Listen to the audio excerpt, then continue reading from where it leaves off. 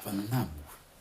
Ni gute umuntu aba afite kadasiteri nziza yubakiye kuri miliyoni ziwe 60, 70, agahita yifata akayisenya, akishura n'abo kuyisenya ngo ashaka gushira muri ikibanza, gushiramo etaje. Njye mfite ikibanza nabuze ayo kucyubakamo. Nta kuntu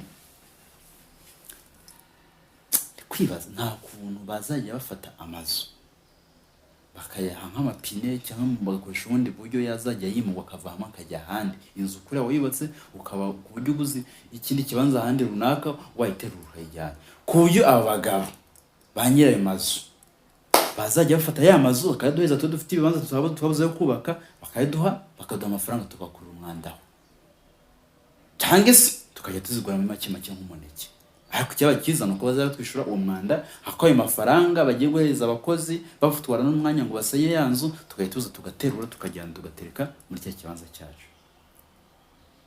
Mu bitekerezo ibindi bivuze bindakaje.